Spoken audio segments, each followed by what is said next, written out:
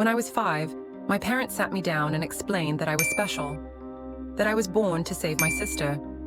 I didn't understand then what that meant, that my bone marrow, my blood, my very existence was designed as medicine for someone else. What they never explained was who I was supposed to be when I wasn't being a savior. Welcome back to the channel. Today, we're exploring one of the most complex intersections of medicine, ethics, and family dynamics.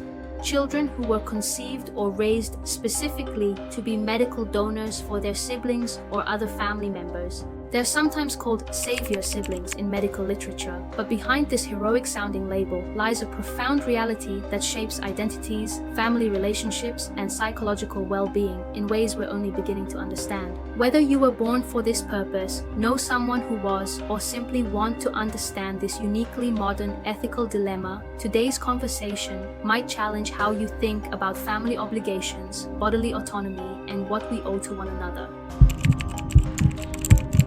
First, let's understand the medical reality. Advancements in reproductive technology now allow parents with a sick child to conceive another child specifically selected to be a compatible donor. This typically involves pre-implantation genetic diagnosis, PGD, human leukocyte antigen, HLA, typing to ensure compatibility, collection of cord blood, bone marrow, or other tissues after birth. These procedures themselves carry minimal physical risk. Bone marrow donation, while invasive, is generally considered safe, with side effects like nausea, fatigue, headaches, and pain being temporary. But the physical procedures are just the surface of this experience. Research on the psychological impact of being a savior sibling remains limited, but studies of sibling donors provide important insights. Research published in the journal Bone Marrow Transplantation found that many sibling donors report feeling they had no choice in the matter and experienced significant loneliness following donation.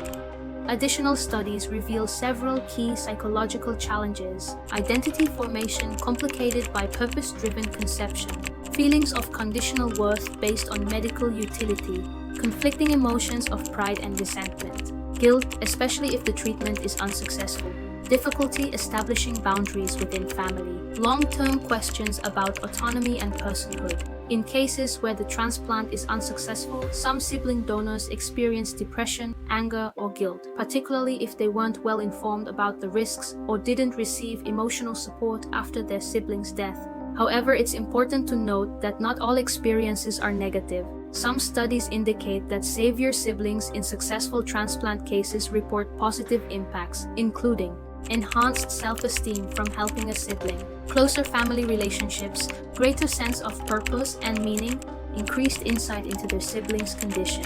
What's clear is that the psychological outcome depends greatly on how the family handles the situation, particularly how the child's worth is framed beyond their medical utility. I was conceived through IVF specifically to be a match for my brother, who had leukemia. My cord blood was collected at birth, and by age 3, I'd undergone multiple bone marrow extractions. The procedures themselves weren't the hardest part. It was knowing that my birth had a purpose, and wondering what happened to my value when that purpose was fulfilled. When my brother went into remission, the family celebrated, and I was happy too, genuinely. But then came the strange emptiness. My mother had albums full of my brother's journey, his diagnosis, treatment, and recovery. But my milestones were often forgotten or overshadowed. When I got straight A's, it barely registered compared to my brother's cancer-free scan that same week. I struggled with resentment, then guilt about that resentment. How could I be upset when my brother's life was at stake? But I couldn't shake the feeling that I mattered less as a person than as a medical resource. It wasn't until college that I found a therapist who helped me understand that my feelings weren't selfish, they were human, that I had the right to my own identity beyond being the donor. Jamie, 26.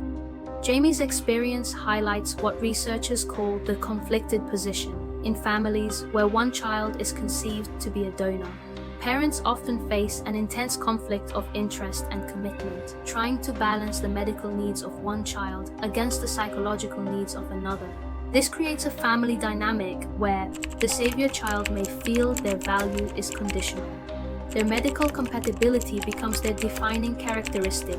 Their own needs might be overlooked amid medical emergencies. They may internalize a helper identity that persists into adulthood. They often struggle to express negative emotions about their role. The ethics surrounding savior siblings remains contested in both medical and philosophical circles. Central to this debate is the concept of instrumentalization, treating a person primarily as a means rather than an end in themselves. Critics argue that conceiving a child specifically to save another might violate Immanuel Kant's ethical principle that people should never be used merely as tools.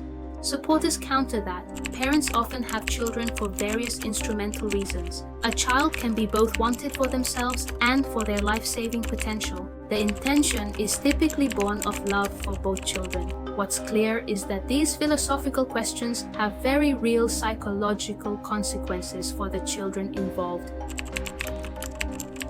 If you've experienced life as a savior sibling or medical backup, here are evidence-based strategies for navigating this complex identity.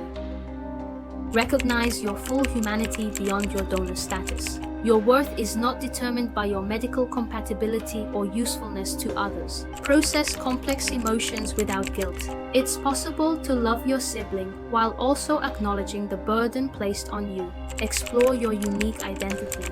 Take time to discover who you are outside of your role as a donor or backup. Set clear boundaries around medical decisions. As an adult, you have the right to make autonomous choices about your body. Seek specialized support. Look for therapists familiar with family systems and medical trauma who can provide targeted guidance. When distance is necessary, let's address something that might feel impossible to consider. Sometimes, creating distance from family members who continue to view you primarily as a medical resource is necessary for your psychological survival. This doesn't mean permanent estrangement, but it might mean limiting conversations about medical matters, declining to be involved in future medical decisions, setting clear boundaries about how your story is shared, temporarily reducing contact to establish your independent identity. In extreme cases, seeking physical distance and professional support.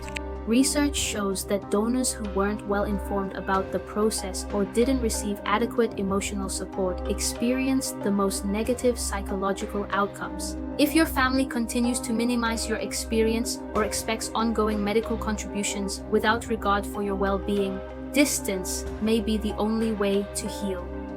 For parents and families, if you're parenting a child who was conceived or is being raised as a potential donor, here are evidence-based approaches to minimize potential harm. Provide age-appropriate information about medical procedures. Ensure the child receives dedicated emotional support. Celebrate their achievements and milestones unrelated to their donor status. Create space for them to express negative feelings without guilt. Consider family therapy to navigate these complex dynamics. As they mature, increasingly involve them in decisions about their body.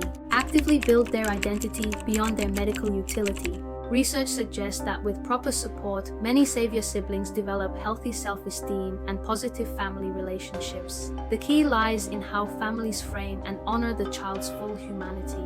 Being born or raised to save another creates a unique life journey, one with profound challenges but also potential for exceptional growth, compassion, and resilience. If you were brought into this world to save someone else, know this: your origin story doesn't determine your entire narrative.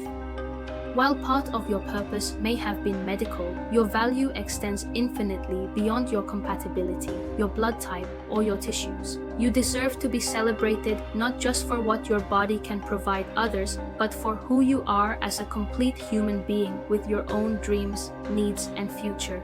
And if you're carrying the weight of expectations, the unspoken family rule that your purpose is to be available whenever needed, remember that setting boundaries isn't selfish. It's necessary for your survival and flourishing.